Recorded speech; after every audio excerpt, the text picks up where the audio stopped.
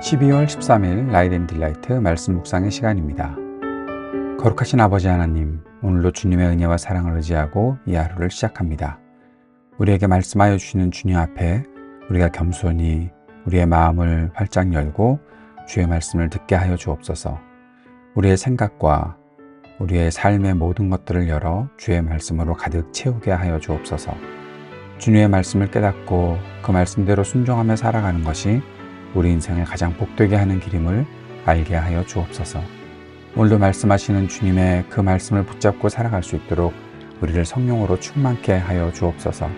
성령의 충만함을 주사 매 순간 주님을 바라볼 수 있게 하시고 온전한 분별력을 가지고 이 땅을 살아갈 수 있도록 인도하시며 주님께서 언제나 우리와 함께 하심을 감사하며 살아가는 이 하루가 되게 하여 주옵소서.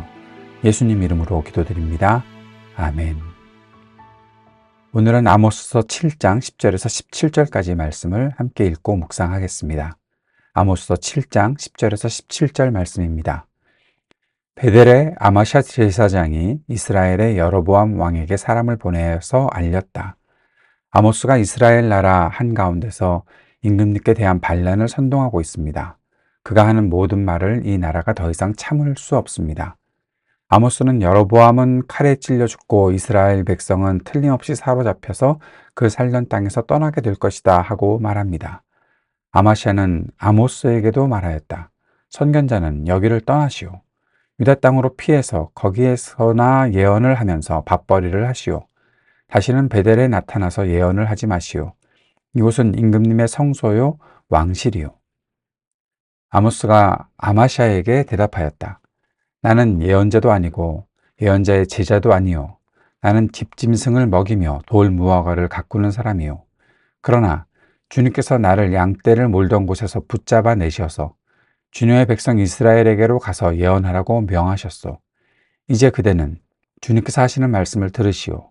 그대는 나더러 이스라엘을 치는 예언을 하지 말고 이삭의 집을 치는 설교를 하지 말라고 말하였소. 그대가 바로 그런 말을 하였기 때문에 주님께서 이렇게 말씀하시오. 내 아내는 이 도성에서 창녀가 되고 내 아들, 딸은 칼에 찔려 죽고 내 땅은 남들이 측량하여 나누어 차지하고 너는 사로잡혀 간 그 더러운 땅에서 죽을 것이다. 이스라엘 백성은 꼼짝없이 사로잡혀 제가 살던 땅에서 떠날 것이다. 아모스서 7장에서 앞에 부분에 아모스가 본 환상, 묵시가 세 가지가 등장을 했는데 이제 8장에 넘어가면서 또 네 번째 묵시가 나오기 전에 10절부터 17절까지 베델의 아마샤 제사장과 아모스의 그 대결이라고 할까요? 두 사람이 맞붙는 장면이 나타나 있습니다. 베델의 아마샤 제사장, 베델의 제사장, 베델이 하나님을 경배하고 하나님께 예배하고 제사를 드리던 그런 곳이라면 아마샤가 그렇게 하나님께 쓰임받았던 사람이다라고 볼 수 있지만 지금 여로보암 2세 때의 이 베델은 사실 송아지를 만들어 놓고 그곳에서 우상을 섬기던 곳이었던 것이죠. 아마샤는 바로 그렇게 우상을 숭배를 하게 만드는 그런 제사장의 역할을 했던 사람이었습니다. 그런데 아모스가 나타난 거죠. 아모스가 나타난 이후에 자신의 위치에 대해서 위협을 느꼈던 것이 아닌가 생각할 수 있습니다. 왜냐하면 아모스가 나타나서 하나님의 심판을 예언하고 있으니까 하나님께서 이스라엘이 죄를 범했고 그 죄 때문에 하나님은 분명히 심판하실 것이다 말씀하시니까 거기에 대해서 아마시아가 볼 때는 자신의 일들, 자신이 그동안 하고 있던 일들에 위협을 느꼈던 거죠. 그래서 아마시아가 택한 방법은 여로보암 왕에게 가서 이러한 말을 전했던 겁니다.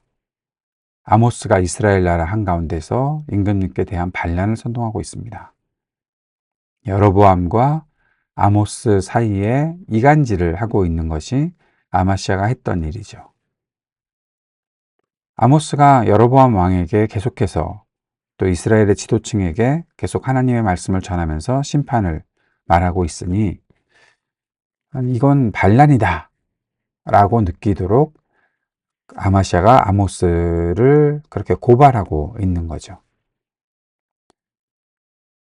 아모스가 말했던 것들이 하나님께서 죄를 범한 이스라엘 백성들을 책망하시고 그에 따른 심판이 있을 것이다라고 그렇게 말하고 있는데, 하나님의 말씀을 듣지 않고 자신의 지위, 자신이 누리고 있는 것들을 놓칠까봐 그저 사람을 이간질, 거짓말로 이간질 시키고 있다는 것을 보게 됩니다. 그런데 그 이후에 또 아마시아가 아모스에게도 이렇게 말합니다. 여기를 떠나라. 유다 땅으로 가서 거기에서는 예언을 하고 밥벌이를 해라. 자, 여기서 아마시아가 예언에 대해서, 하나님의 말씀에 대해서 어떤 생각을 하고 있는지 분명히 알 수 있죠. 아마시아는 하나님께서 주신 말씀을 전하는 아모스가 그저 밥이나 먹고 살려고 그런 일을 하고 있다라고 생각하고 있는 겁니다.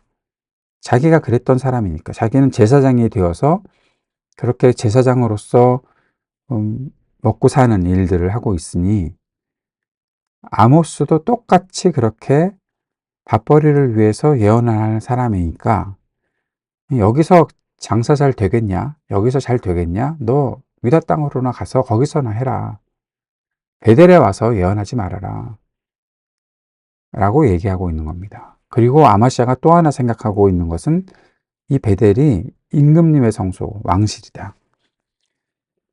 그곳에서 하나님께 예배하고 하나님께 제사를 드리고 하나님을 경배하는 곳이다. 하나님께서 이 땅의 주인이시다 라는 말을 하고 있는 것이 아니라 여기는 임금님의 성소다. 왕실이다. 하나님은 그에게 아무것도 보이지 않는 겁니다. 하나님이 보이지 않고 하나님에 대해서 생각이 없는 사람이 바로 아마시아였습니다. 오직 자기 자신이 먹고 살 것, 자신이 왕에게 붙어서 왕과 함께 살아남아야 되겠다. 그렇게 생각을 하고 있는 것이 아마시아였던 거죠. 거기에 대해서 아모스 선지자가 이렇게 말합니다. 나는 예언자도 아니다. 예언자의 지제도 아니다. 자, 예언자도 아닌데 어떻게 하나님 말씀을 전합니까? 하나님께서 말씀하셨으니까 하나님 말씀을 전하는 거죠. 하나님이 말씀하지 않았다면 아무리 자신의 직분이 있다고 해도 하나님 말씀 전할 수 없는 겁니다. 그런데 하나님께서 임하셔서 하나님께서 말씀하시면 그 사람은 하나님이 말씀을 전하는 말씀의 사역자가 되는 겁니다. 아모스는 어떤 사람이었습니까? 그는 목동이었습니다. 농장에서 일을 하던 농부였습니다. 그런데 하나님께서 붙잡아 내셔서 하나님께서 말씀을 주시고 말 전하라라고 하셔서 지금 그 말씀을 전하고 있는 거잖아요. 하나님께서 말씀하신 것을 듣고 하나님의 말씀을 전하는 사람이 말씀의 사역자입니다. 하나님이 쓰시는 예언자입니다. 하나님께서 말씀해 주지 않으시면 아무리 그가 예언자의 직분을 가지고 있다고 해도 그는 하나님의 말씀을 전할 수가 없습니다. 이 시대로 적용을 해보면 그가 신학교를 나와서 신학을 연구하고 성경 공부를 해서 그 공부한 것들을 전한다고 해서 그가 하나님께서 쓰시는 그러한 하나님 말씀을 전하는 사람이 되는가? 아니라는 겁니다. 하나님께서 말씀을 주셔야 되는 거죠. 하나님의 말씀을 받기 위해 그의 마음이 하나님께로 열려져 있고 그가 하나님의 말씀을 날마다 묵상하고 그 말씀을 받은 대로 증거하는 때가 되면 그가 바로 말씀의 사역자로 쓰임받는 것입니다. 하나님 말씀을 전하지 않고 온갖 딴 이야기만 하고 있는데 어떻게 그가 말씀의 사역자가 될 수 있습니까? 하나님의 뜻과는 전혀 맞지도 않는 일들, 하나님께서 이 땅에 말씀하신 공의와 사랑과 평화를 증거하고 오직 예수 그리스도의 그 놀라우신 십자가 은혜와 그 안에서 하나님께서 우리에게 베푸신 사랑, 그리고 하나님께서 이 땅을 심판하실 것들에 대한 분명한 말씀, 진리의 길, 정의의 길을 증거하지도 않으면서 오직 자기가 살 궁리만 하고 오직 자기가 유익을 얻는가 못 얻는가 그것만 생각을 하고 질투하고 싸우려고 하고 거짓말을 하고 어떻게 그런 사람이 말씀의 사역자가 될 수 있습니까? 그런 사람에게서 나오는 것은 다 거짓이고 헛된 것입니다. 진실한 마음을 가지고 있어야 진리를 전할 수 있는 거죠.